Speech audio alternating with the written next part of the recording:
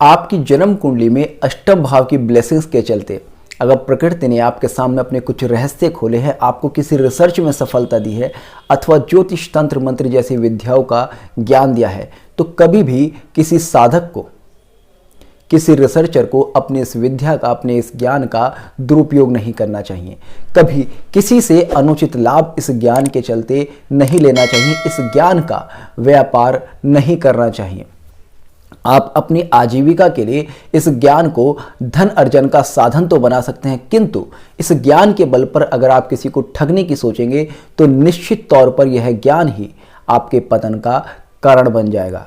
जन्म कुंडली का अष्टम भाव मृत्यु का भाव भी कहलाता है, यमराज का भाव भी कहलाता है। इसलिए अष्टम भाव आपको जितनी प्रसिद्धि देगा उतना ही आपको गर्त में भी डुबोता जाएगा। शर्त यह है कि आप अष्टम भाव की शक्तियों का सदुपयोग करें। आप सदुपयोग करेंगे तो अष्टम भाव आपको प्रसिद्धि देता जाएगा, और अष्टम भाव की शक्तियों का दुरुपयोग करेंगे, उसकी ब्लेसिंग्स का दुरुपयोग करेंगे तो यही आपके पतन का कारण बन जाएगा। आज की इस वीडियो में मैं एक ऐसे वास्तुशास्त्री की जन्म कुंडली का विश्लेषण करने वाला हूं जिसको प्रकृति ने ज्योतिष और वास्तु का ज्ञान दिया। उस व्यक्ति ने अपने महिमा मंडन के लिए, अपने धन अर्जन के लिए इस ज्ञान को लगभग पूरी दुनिया को बेचा। उस व्यक्ति ने वास्तु के नाम पर अपने ही कुछ नियम बनाकर पूरी दुनिया को न केवल भ्रमित किया, बल्कि देश की सरकार के साथ भी लगभग 250 करोड़ रुपए की ठगी की। इस व्यक्ति ने ज्योतिष और वास्तु को पूरी तरह से व्यापार बना डाला। अपना एक पूरा का पूरा सिंडिकेट इसने बनाया, उसको चलाया और उसके बाद पूरी दुनिया में ठगी का एक साम्राज्य स्थापित किया। मैं उस वास्तुशास्त्री का नाम नहीं लूंगा, मैं केवल और केवल उस वास्तुशास्त्री की जन्म कुंडली का विश्लेषण करूंगा कि किस तरह से जन्म कुंडली में किन योगों की वजह से वो एक वास्तुशास्त्री बना और कौन से योग उसके पतन का कारण बनते हैं। आप देखेंगे यह मेष लगन की जन्म कुंडली एक महावास्तुशास्त्री की जन्म कुंडली है। इस कुंडली को पहली नजर अगर आप देखेंगे तो यह एक धार्मिक व्यक्ति, एक वास्तुशास्त्री या एक ज्योतिष की कुंडली आपको दिखेगी नहीं। आप देखेंगे यहां लग्न में ही मंगल और शुक्र लग्नेश व सप्तमेश होकर बैठे हैं, जो कि यह दिखाता है कि यह व्यक्ति एक कामी और एक व्यभिचारी व्यक्ति हो सकता है। क्योंकि ज्योतिष शास्त्र का एक सरल सा नियम है, जब भी मंगल और शुक्र की राशि में लग्नेश और सप्तमेश होकर लग्न अथवा व्यय भाव में बैठते हैं तो ऐसा व्यक्ति कामुक होता है। ऐसे व्यक्ति के अंदर काम इच्छा बहुत ज्यादा प्रबल होती है, और इसी वजह से न केवल वो विभिन्न स्त्रियों के साथ संबंध बनाता है, बल्कि लग्न पर मंगल और शुक्र का प्रभाव होने से विभिन्न स्त्रियां भी उससे प्रभावित होती है। और इसलिए आप देखेंगे कि इस वास्तुशास्त्री के जो भी सिंडिकेट है, जो भी इसने अपने संगठन बनाए, उनमें स्त्रियां सबसे ज्यादा प्रमुख है। इसकी मोस्टली फॉलोवर फीमेल्स ही हैं।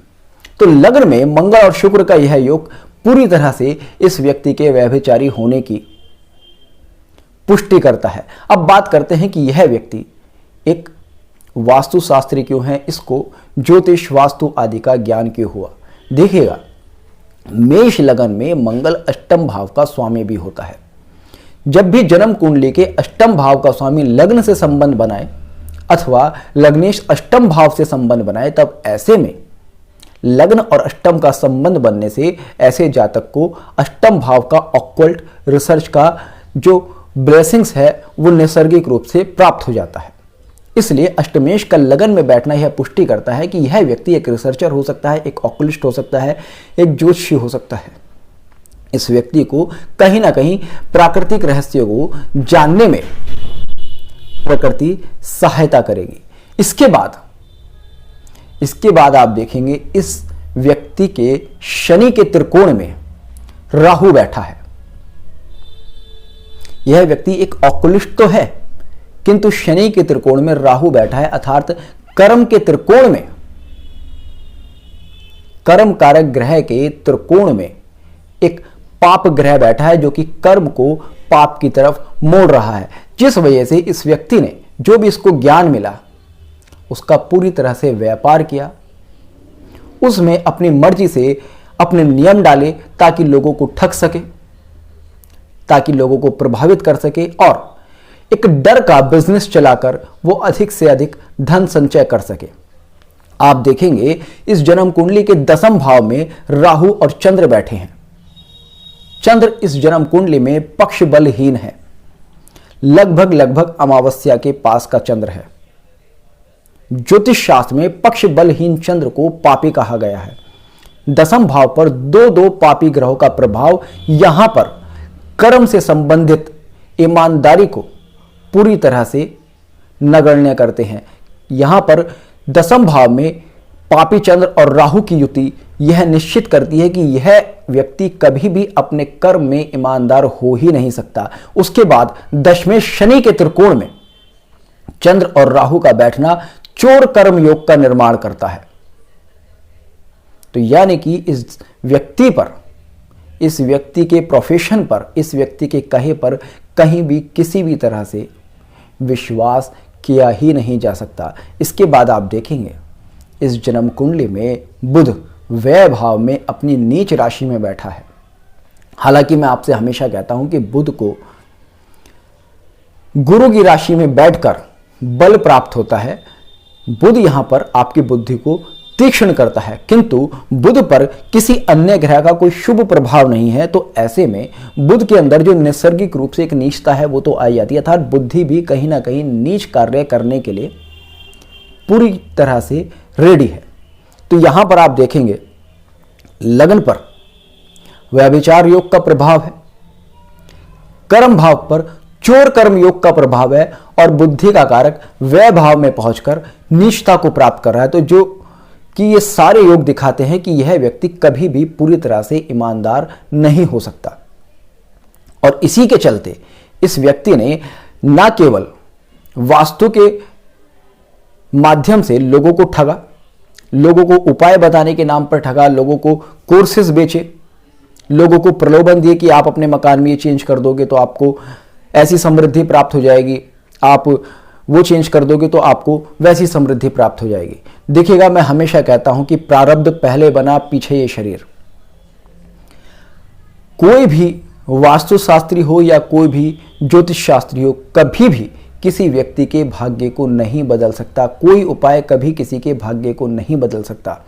ज्योतिष शास्त्र का केवल और केवल एक ही उपयोग है कि ज्योतिष शास्त्र के माध्यम से हम समस्या की जड़ पर पहुंच सकते हैं, देव इच्छा को जान सकते हैं। उस देव इच्छा को जानकर हम केवल ईश्वर से प्रार्थना कर सकते हैं कि ईश्वर हमसे जो गलती हुई है उसके लिए हमें क्षमा दान दे और आगे का मार्ग प्रशस्त करे।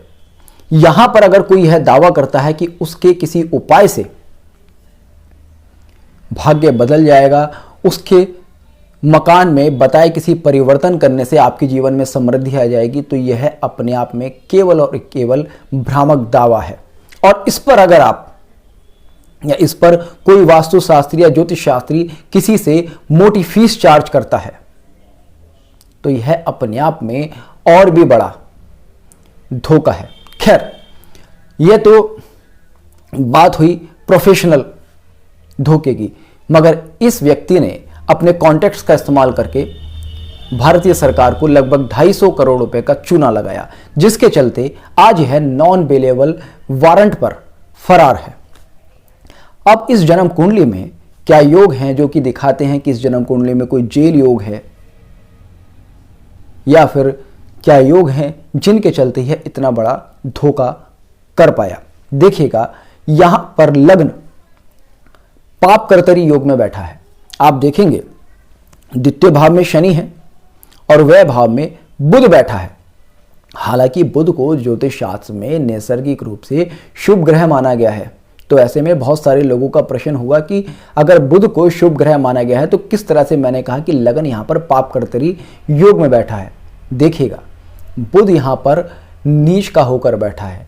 जब भी कोई ग्रह नीच का होकर बैठता है तो उसके कष्ट फलों में वृद्धि हो जाती है, और इस जन्म कुंडली में बुध छठे भाव का स्वामी है। तो ऐसे में लग्न को शनि और बुध द्वारा कंट्रोल करना यह दिखाता है कि लग्न यहां पर पाप कर्तरी योग में बैठा है। इसके बाद आप दसम भाव से द्वितीय भाव तक के जो ग्रह बैठे हैं उन्हें देखिएगा। आप देखेंगे दसम भाव में यहां पर चंद्र पापी होकर बैठा है और राहु नैसर्गिक रूप से पापी ग्रह है ही। लाभ भाव में सूर्य बैठा है जिसको कि क्रूर ग्रह कहा गया है। व्यय भाव में बुध नीच होकर बैठा है। लग्न में मंगल ग्रह बैठा है जिसको कि पापी ग्रह माना गया है, किंतु यहां पर लग्नेश होने की वजह से मंगल शुभ है। और द्वितीय भाव में शनि बैठा है जिसको कि ज्योतिष शास्त्र में तामसिक ग्रह कहा गया है। तो दसम भाव से द्वितीय भाव तक अगर हम देखेंगे तो कोई भी ग्रह बहुत ही शुभ स्थिति में नहीं बैठा है। किसी भी नैसर्गिक शुभ ग्रह का प्रभाव दसम से द्वितीय भाव तक नहीं है। ज्योतिष शास्त्र का नियम है कि जब भी लग्न पाप कर्तरी में हूं और लगातार भावों में शत्रु ग्रह या पापी ग्रह बैठे हों तो ऐसे में जन्म कुंडली में बंधन योग का निर्माण होता है और ऐसे व्यक्ति को अपने जीवन में जेल जाना पड़ता है। अगर आप इस जन्म कुंडली में देखेंगे तो यहां पर चतुर्थ भाव का स्वामी चंद्र है जो कि राहु के साथ युति में है। चतुर्थ भाव में केतु बैठा है। तो यहां पर भाव भावेश और कारक पीड़ित हो जाते हैं। तो ऐसे में मुझे लगता है कि आने वाले समय में इनको भयंकर मानसिक पीड़ा होने के योग भी बनते हैं, क्योंकि चंद्र मानसिक शांति का कारक ग्रह है। चंद्र जब भाव भावेश और कारक के साथ में पीड़ित हो जाता है तो ऐसे में व्यक्ति को भारी डिप्रेशन में जाने के योग बनते हैं। और बुध जो कि बुद्धि का कारक ग्रह है वो नीच का होकर व्यय भाव में गया है और उसके भी त्रिकोण में केतु है जो कि नर्वस सिस्टम में एक भयंकर कमजोरी को दिखाता है। तो इसलिए वर्ष 2027 तक का समय इनके लिए बहुत ही विकट रहने वाला है। वर्ष 2027 तक इनको जेल यात्रा भी करनी पड़ सकती है, साथ ही साथ इनको भयंकर मानसिक प्रताड़ना का सामना करना पड़ सकता है जिससे इनको भयंकर शारीरिक कष्ट आ सकते हैं। कारण हो सकता है कि कोई डिप्रेशन या फिर नर्वस सिस्टम में कोई समस्या आ जाना। अब प्रश्न आपके मन में यह भी हो सकता है कि इस जन्म कुंडली में से कौन से योग हैं जिन योगों ने इस व्यक्ति को बहुत ज्यादा सक्सेस प्रदान की। तो आप देखेंगे लग्न में ही लग्नेश स्वराशि होकर बैठा है। जब भी किसी जन्म कुंडली में लग्नेश बली हो तो ऐसे में व्यक्ति को प्रोफेशनल सक्सेस हो या फिर लाइफ में किसी भी अच्छे फील्ड में जाने के योग अगर जन्म कुंडली में बनते हैं तो उन योगों का पूर्ण फल प्राप्त होता है, क्योंकि किसी भी जन्म कुंडली में लग्नेश प्रमुख होता है। इसके बाद आप देखेंगे दसम भाव में राहु बैठा है। दसम भाव में बैठे राहु को भी ज्योतिष शास्त्र में राजयोग कारक माना गया है। तो यहां पर इन दो ग्रहों का योग इनको बड़ी अच्छी सफलता देता है। साथ ही साथ नवम भाव में गुरु बैठा है जो कि लग्न पर दृष्टि देता है, पंचम भाव पर दृष्टि देता है और नवमेश होकर बैठने के कारण गुरु इनके लग्न, पंचम भाव और नवम भाव को ब्लेस करता है, अर्थात इनके शरीर को, इनके यश को, इनकी बुद्धि को और इनके भाग्य को गुरु की ब्लेसिंग्स है, जिस वजह से ये अपने जीवन में इतनी उन्नति कर पाए। किंतु यहां पर जितने अच्छे योग बन रहे हैं उतने ही दुर्योग भी बन रहे हैं और इन्होंने अष्टम भाव की ब्लेसिंग्स का दुरुपयोग किया है, इसलिए दुर्योगों का फल भी अपने समय पर मिलेगा ही मिलेगा। चतुर्थ भाव चतुर्थेश का पीड़ित होना, चंद्र का पीड़ित होना, बुध का पीड़ित होना, लग्न का पाप कर्तरी योग में जाना, यह दिखाता है कि आने वाला समय इनके लिए बहुत ही अच्छा नहीं रहने वाला। तो होपफुली आपको आज का ये वीडियो पसंद आया होगा। तो जुड़ रहेगा अष्टो सूत्र के साथ। मिलते हैं नेक्स्ट वीडियो में, तब तक के लिए जय हिंद, जय भारत।